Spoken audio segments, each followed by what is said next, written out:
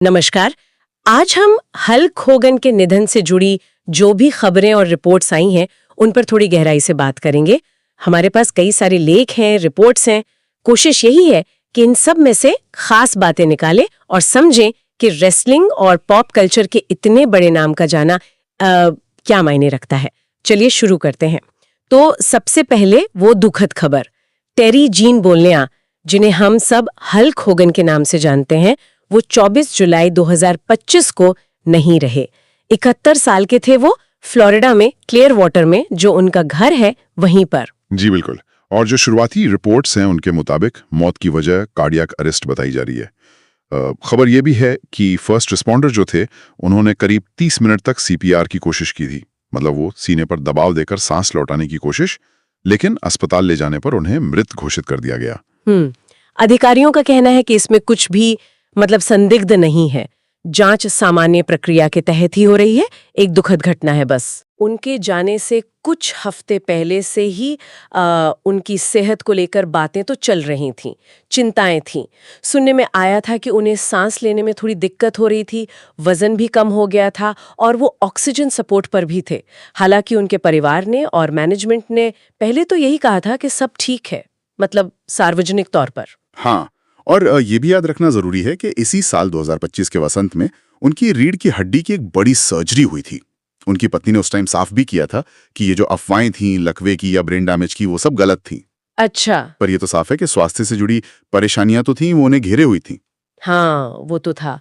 निजी जिंदगी की बात करें तो ऐसा लगता है कि वो परिवार के साथ जो बिगड़े हुए रिश्ते थे उन्हें सुधारने की कोशिश में थे।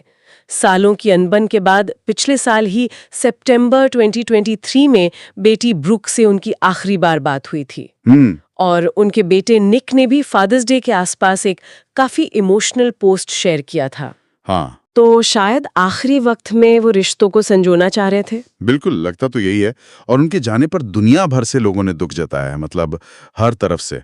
रेसलिंग की दुनिया से तो John Cena, Ric Flair, triple H, ये सब तो थे ही। फिर हॉलीवुड से Sylvester Stallone, Brooke Shields, Bharat से भी वरुण धवन, अर्जुन कपूर। हाँ, मैंने भी देखा। यहाँ तक कि राजनीतिक जगत से डोनाल्ड ट्रंप जैसी हस्तियों ने भी उन्हें याद किया। WWE ने बिल्कुल सही कहा कि वो पॉप कल्चर के सबसे पहचाने जाने वाले चेहरों में से एक थे। और उन्होंने ही 80 के दशक में रेसलिंग को घर घर तक पहुंचाया था। सही बात है। उनकी पहचान तो वाकई सीमाओं के पार थी। बिल्कुल। पर एक कमाल की बात यह है कि वो आखिर तक भी कुछ नया करने में लगे हुए थे।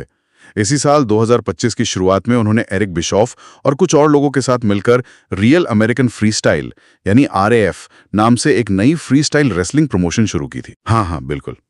और इसका मकसद था कि जो ओलंपिक और कॉलेज लेवल की फ्रीस्टाइल रेसलिंग है उसे प्रोफेशनल लेवल पर लाया जाए। अच्छा। होगन खुद उसके कमिश्नर थे और RAF का पहला इवेंट भी तय था 30 अगस्त 2025 को क्लीवलैंड में। अरे वाह! तो ये दिखाता है कि रेसलिंग के भविष्य को लेकर वो कितने पैशनेट थे, कुछ अलग करना चाहते थे। हाँ, वो जज्बा तो था उनमें।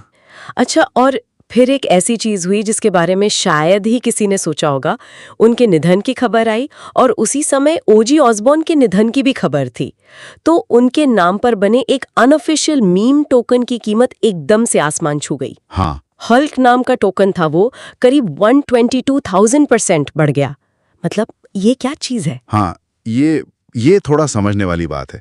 ये जो मीम टोकन होते हैं ना, ये अक्सर इंटरनेट कल्चर या किसी मजाक या फिर बस सट्टेबाजी के लिए बनाए गए डिजिटल टोकन होते हैं। इनका असल व्यक्ति या चीज से कोई सीधा लेना देना नहीं होता, कोई आधिकारिक कनेक्शन नहीं होता। अच्छा, होगन या उनके परिवार का इससे कोई वास्ता नहीं था? बिल्कुल नहीं, कोई आधिकारिक संबंध नहीं था।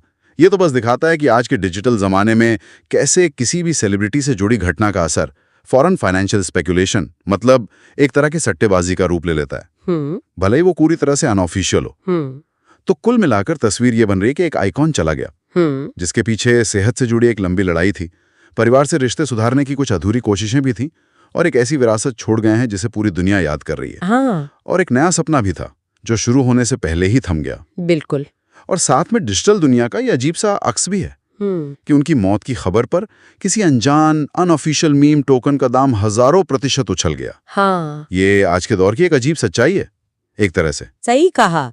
तो यहाँ पर एक सोचने वाली बात शायद ये है कि देखिए, एक तरफ तो हल्क होगन खुद रेसलिंग को आगे ले जाने के लिए रियल वेरिकन फ्रीस्टाइल जैसा एक ठोस मतलब जमीनी काम कर रहे थे। जी। और दूसरी तरफ उनकी मौत की खबर आते ही डिजिटल दुनिया में उनके नाम को इस्तेमाल करके उसको भुनाकर फटाफट पैसा बनाने की होड़ मच गई। ये जो विरोधाभास है, ये आज के सेलिब्रिटी कल्चर और विरासत के मतलब पर क्या सवाल खड़ा करता है? सोचने वाली बात।